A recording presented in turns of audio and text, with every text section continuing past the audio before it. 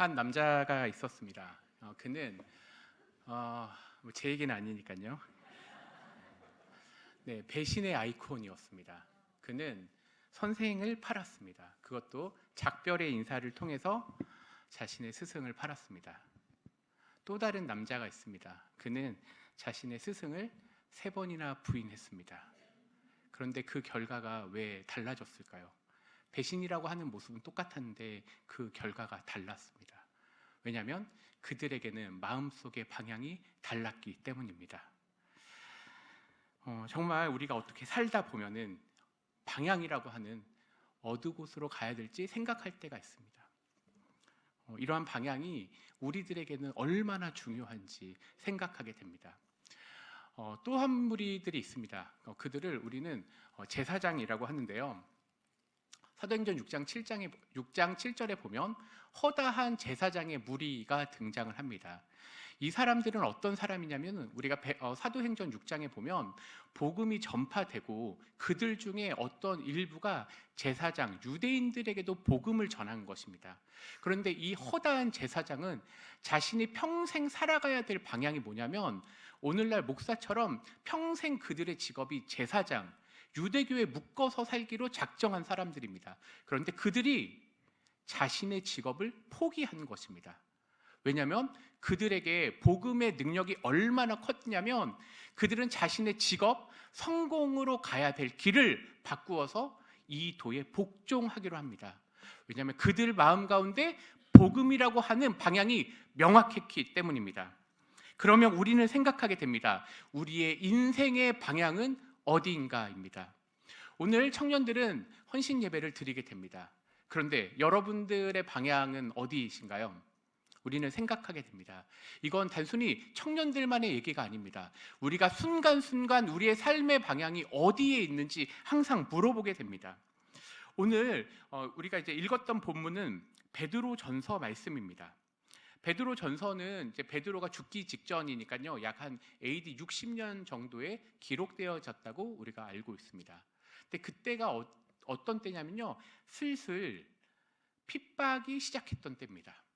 근데 그렇게 이제 핍박이 점점 들어오는 때 지금 이런 여러 가지 상황 속에서 우리가 생각해 봐야 될 거는 베드로는 AD 60년이라고 하는 거는 예수님께서 돌아가시고 나서 점점 복음이 전파되고 있습니다. 그리고 제사제도가 없어지는 때입니다. 그런데 그때에 베드로는 자신의 편지에 제사장을 다룬 겁니다. 다시 말씀해 보겠습니다. 사도행전 6장에서는 허다한 무리들이 제사장을 떠나서 이제 제사장에 관심이 없는 것처럼, 물론 유대인들은 아닙니다. 근데 복음에 관심을 가진 이 신약교회의 시작에 있어서는 그들의 중심에 이제 제사장은 크게 중요한 게 아닙니다. 그런데 베드로는 이 제사장에게 집중을 한 것입니다. 그러니까 이런 모습 속에서 우리가 볼 것입니다. 베드로전서 1장 15절 16절 그리고 2장 5절 9절에 보면은 이 제사장 관련된 이야기가 나옵니다. 베드로전서 1장 이제 16절에 기록되었을 때 내가 거룩하니 너희도 거룩할지어다라고 얘기하는데 이것은 레위기에서 인용을 한 겁니다. 근데 레위기는 우리가 그 제목만 보면은 레위인에 대해서 얘기하는 것처럼 보이지만 실제로 레위기 자체는 제사장 혹은 제사에 관한 이 관심이 큽니다. 그리고 베드로전서 2장 5절에는 거룩한 제사장, 그리고 9절에도 제사장이라고 하는 단어가 등장을 합니다. 자, 그러면 정리를 해보면 이렇습니다. 제사장의 무리가 복음으로 삶을 돌이켰고, 그리고 신약에 있어서는 신약 교회에선 제사장이 그렇게 중요하지 않은 때입니다.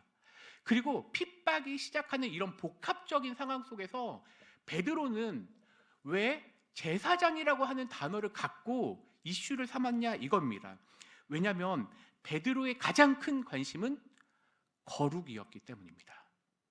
하나님 앞에서 어떻게 살아야 될지, 심지어 핍박이 있는 시대 속에서도 불구하고 베드로의 관심은 성도들이 어떻게 하면 거룩하게 살 것인가, 그 거룩에 대한 이야기를 할 때 가장 중요한 단어로 제사장을 뽑은 겁니다. 그러니까 베드로 전서에서 우리가 읽을 때는 지금 어느 정도의 거룩이냐면 구약에서 레위인, 제사장들이 다루었던 그런 거룩함, 그리고 더 나아가 예수 그리스도의 보혈의 능력으로 그 거룩함으로 성도들이 어떻게 살아야 될지. 근데 밖에는 어떤 일이 있었죠? 핍박이 들어오고 내부적으로는 유대인들의 핍박이 있었습니다. 그러면 단어를 선택할 때 거룩한 단어보다 어떻게 하면 생존할 것인가, 어떻게 하면 이 시대에 기독교인의 신앙을 지켜나갈 것인가, 거기에 초점을 맞추는 게 아니라 거룩이라고 하는 단어에 우리의 모든 초점을 모으게 한 겁니다. 그럼 오늘날은 어떻습니까? 오늘날도 어떻게 보면 사람들이 이 세상에서 어떻게 살아야 할지 거기에 관심을 갖습니다. 교회 안에서도 여러 가지 정보들이 들어옵니다. 이렇게 해야지 세상에서 성공하는 것처럼 이야기합니다. 그런데 오늘날 베드로 전서를 읽는 우리들에게도 마음속에 남는 건 무엇이에요? 거룩이어야 합니다. 여러분들은 거룩에 얼마나 큰 관심을 가지고 삽니까? 우리 인생의 방향이 어디에 있습니까? 이제 그 해답이 거룩이라고 하는 단어로 찾을 것입니다. 속도가 점점 빨라집니다. 근데 속도가 빠른데 방향이 없으면 비참해집니다. 그러니까 우리 청년에는 어떻게 해야 되냐면 속도가 빨리 가는 것, 그것보다 더 중요한 게 우리의 방향이 어디로 가고 있느냐입니다. 그러니까 청년의 때뿐만 아니라 우리 교회도 마찬가지입니다. 모든 성도들은 어떻게 하면 무엇인가 빨리 이루어지는 게 아니라 우리가 하나님 앞에 서서 거룩한 삶을 살고 있는 것인가. 물론 이 거룩엔 두 가지 모습이 있습니다.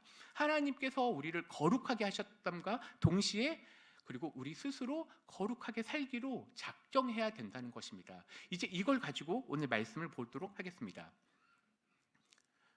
네, 단어가 나옵니다. 이제 라틴어로 솔리데오 글로리아라고 하는, 우리 밑에 있는 검은 글씨만 한번 읽어볼까요? 시작. 오직 하나님께만 영광. 네, 맞습니다.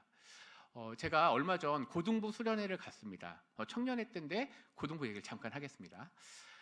그런데 그때 했던 이야기가 뭐냐면 너희들이 직업과 직장에 대해서 어느 방향으로 갈 것이냐, 그리고 심지어 오늘날은 직업과 직장이 너무나 많이 바뀐다. 그럼 그런 시대에 살 것인데 너희는 어느 방향으로 갈 것이니?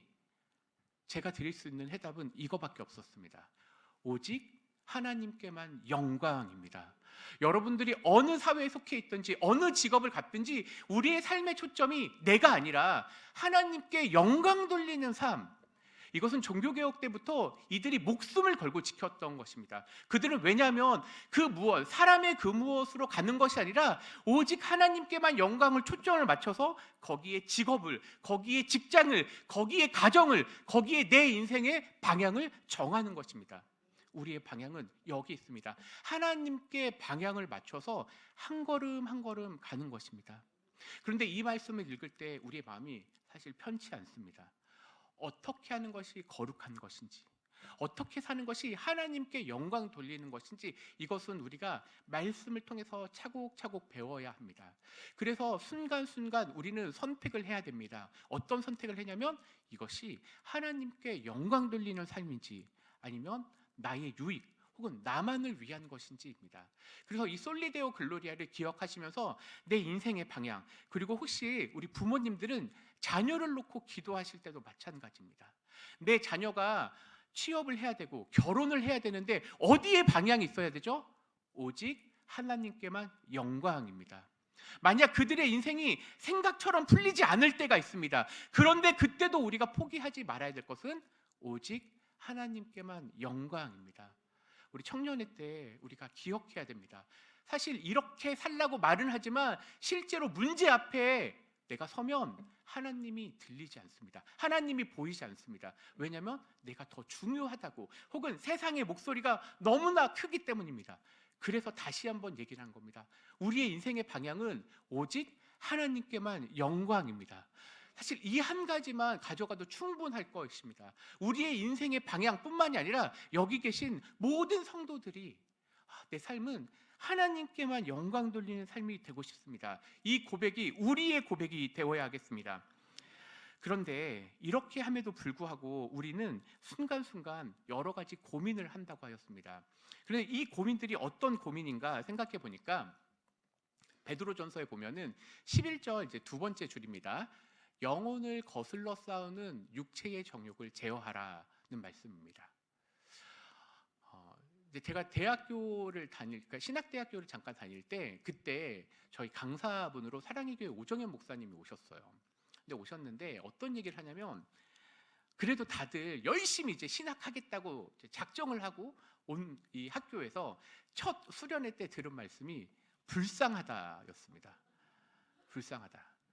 그래도 나름 저도 이제 일반 학교를 다니다가 삶의 방향을 바꿔서 난 이렇게 살려고 했는데 그 첫 마디가 불쌍하다였습니다. 근데 왜 불쌍하다 했나? 그때는 사실은 들으면서 마음이 불편했어요. 왜 불쌍하다고 하지? 근데 오늘날 오정현 목사님 생각이 그때 문득 나면서 이번 설교를 준비하는데 그 생각이 나는 거예요. 청년회 때 자신의 정욕을 죽이는 게 너무너무 어렵다. 그래서 신학생들 니네들이 왜 불쌍하냐면 청년의 정욕도 있는데 그걸 죽이는 훈련이 너무너무 힘드니 불쌍하다고 얘기하는 거예요. 그러니까 어떤 면에서는 우리에게 긍휼한 마음을 가지고 얘기하시는 거예요. 생각해보니까 그렇습니다. 우리의 삶이 하나님 뜻대로 살려고 하면요, 우리가 앞에서 봤잖아요. 제사장들은요 자기의 직업을 포기를 했어요. 물론 우리 여기 계신 분들에게 자신의 직업을 포기하라는 얘기는 안 합니다. 그런데 하나님 뜻대로 살려면 어떨 때는요 인생의 방향을 과감히 틀어버려야 합니다. 자신이 전공하는 삶의 방향도 바꿀 수 있습니다.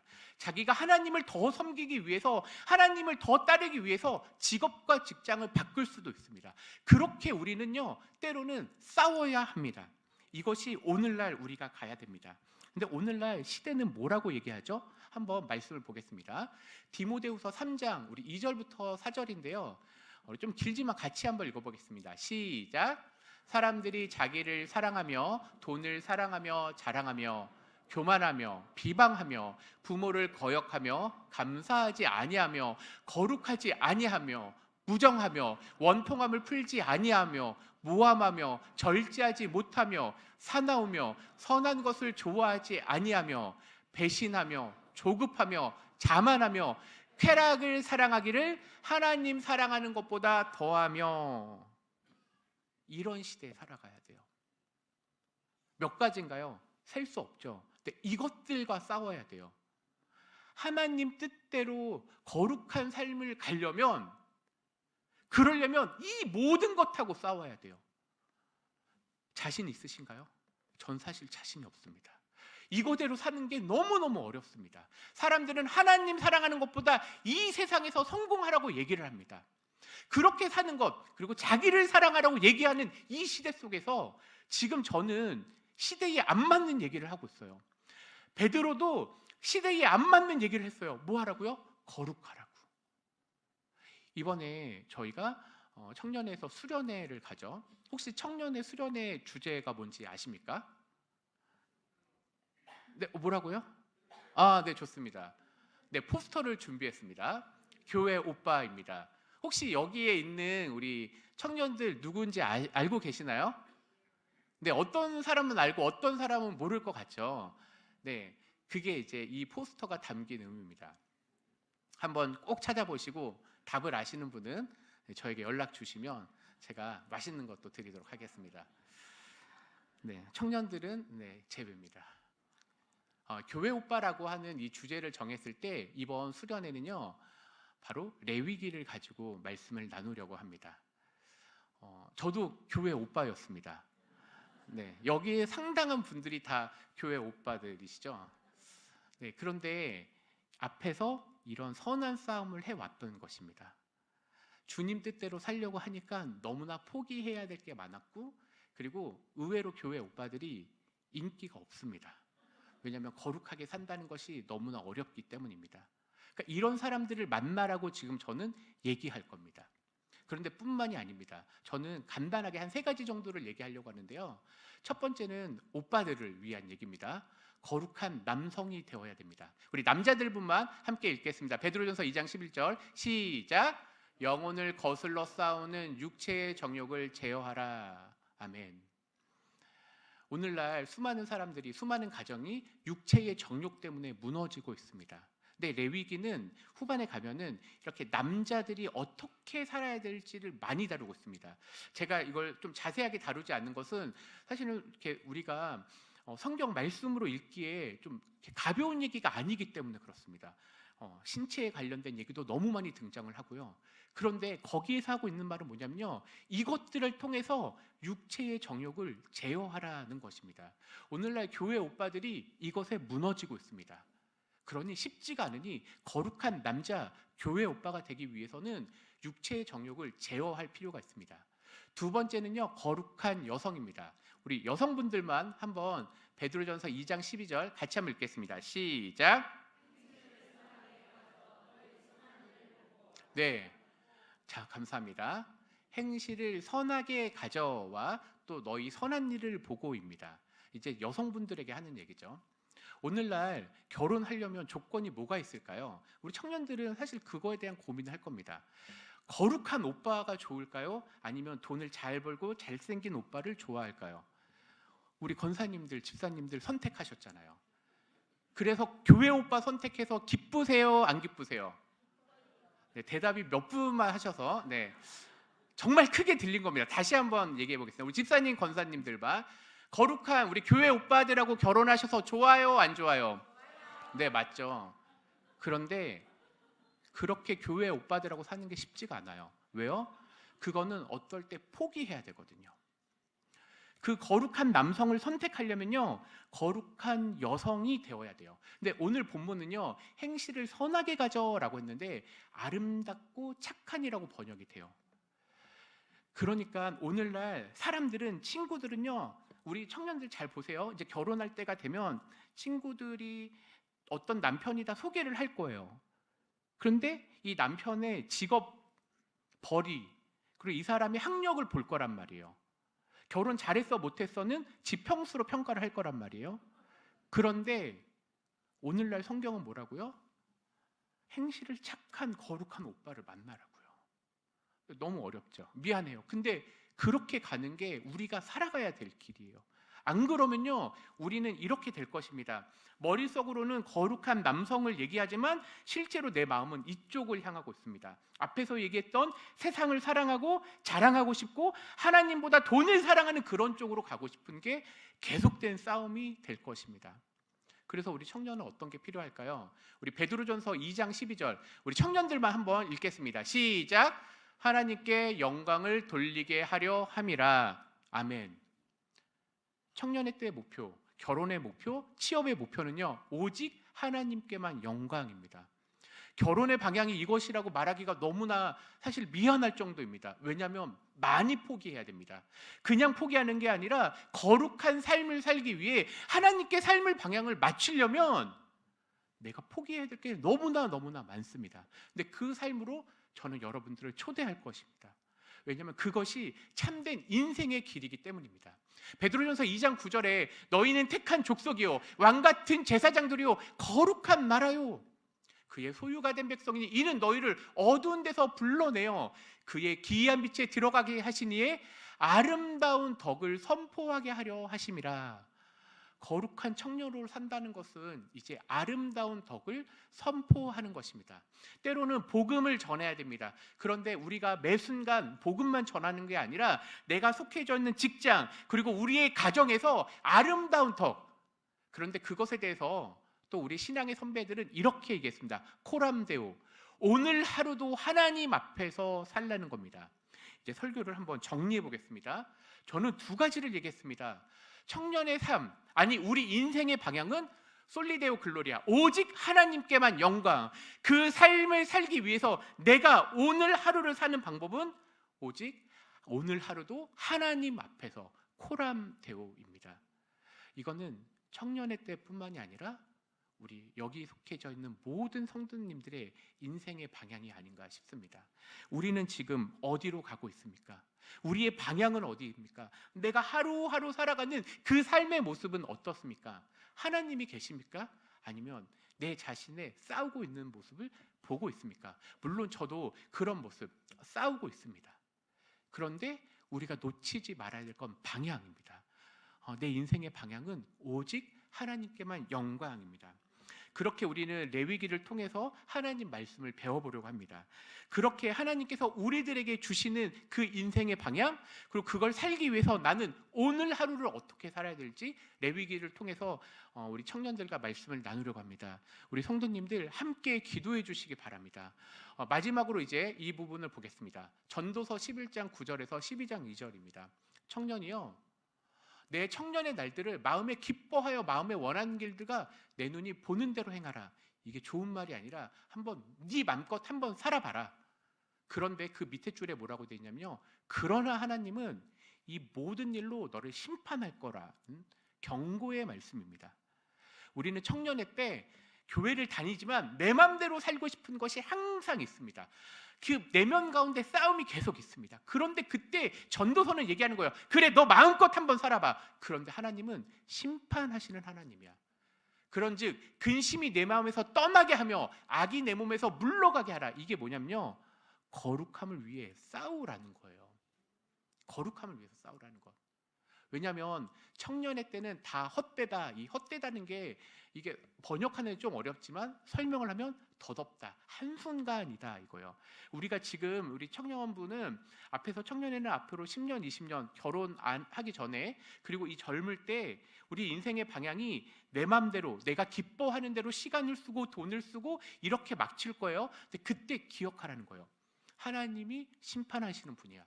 그리고 그게 되게 눈에 보이는 게 좋아 보이지만 그게 다 한순간이야.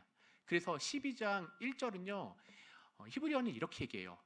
그래서 기억하라는 거예요. 누구를요? 창조주를. 히브리어 순서가 이렇게 돼요. 그래서 기억해라, 창조주를. 그럼 너의 청년의 때를 어떻게 살게 될까요? 바로 오직 하나님께만 영광, 그리고 내가 매일매일 하나님 앞에서 코람데오로 산다는 것입니다. 이제 우리의 인생의 방향이 어떻게 돼가고 있나요? 우리는 하나님께, 그러나 하나님께라는 말 속에는 우리 옆에 있는 이웃들, 나보다 힘든 자들을 돌아보게 하시고 내 이웃을 내 몸과 같이 살라는 방향으로 우리 모두를 부르셨습니다. 이 놀라운 인생의 방향을 찾고, 그리고 그 방향으로 매일매일 나가는 우리 청년회와 그리고 모든 성도들이 되기를 간절히 소망합니다.